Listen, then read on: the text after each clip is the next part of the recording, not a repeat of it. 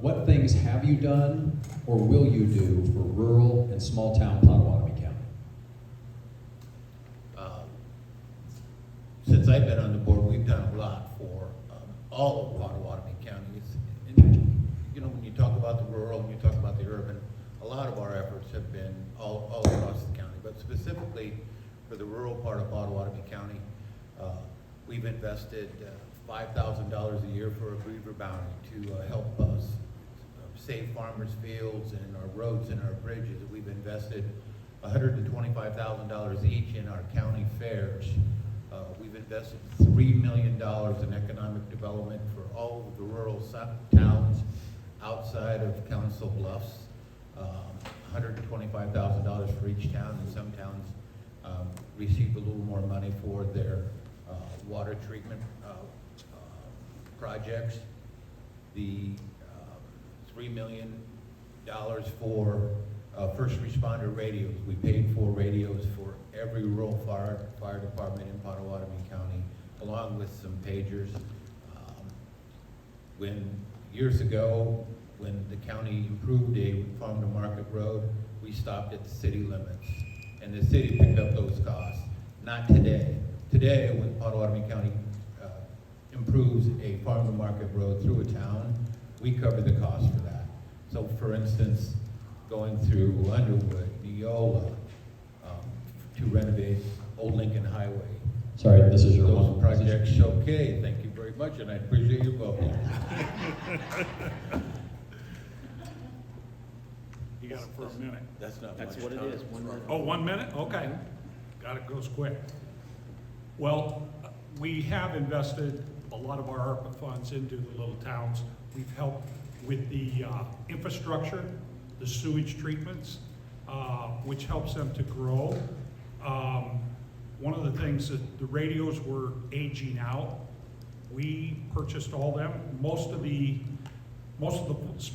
small fire departments could not afford it, and we helped with that. We helped the 125,000. We helped with the parks. The parks bring some money to these little towns. People go out there to camp. I helped to start the bicycle trail in the county, and we still have a vision. It's just money's gone nuts, and so has the cost of cement. We are struggling with that, but we're moving ahead, and that will make these small towns grow even more, bring tourist dollars in. Again, improving the roads. My minute's up.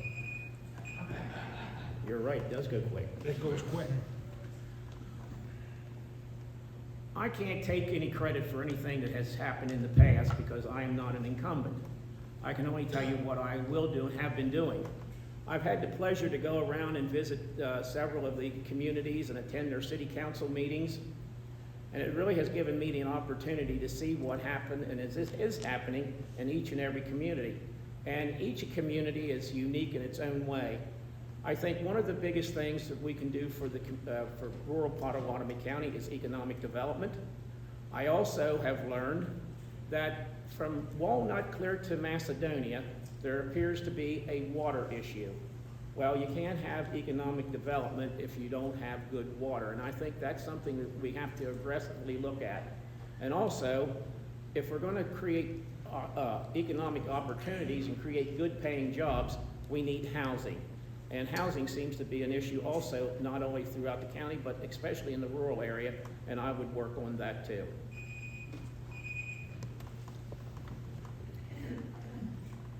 As I said earlier, I was a past president of the Western Iowa Development Association, which when I got on there, it was a big economic development asset to the community, to the county, I should say. We had to downsize a little bit for various reasons.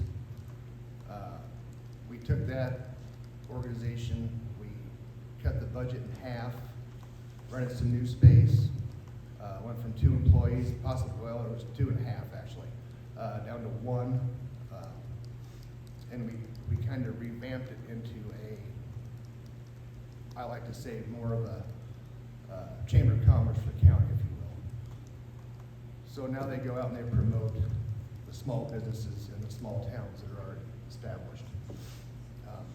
not so much focused on bringing new in, but helping the ones that are already here remain successful. And my minute's up. Perfect. All right, so when it comes to small towns and stuff like that, I think probably the biggest disconnect that we have is, that we need to have the same collaboration and cooperation that they have in Council Bluffs. That's what we need to do. We need the Board of Supervisors, they need to reach out to these communities. I realize they put a lot of money in the surrounding areas of Council Bluffs, but there's nothing that goes outside of that. There was just like $3.5 million that was put down on, for the roads and stuff like over by Pioneer Trail. But what has happened, how has that helped with the small towns? So we need to put more emphasis on the small towns. We need to get out there.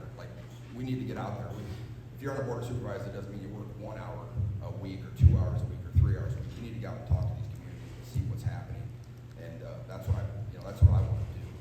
That's my plan, to reach out and try to help these communities grow. Because I'm from a small town of 300 people, so I know the struggles that they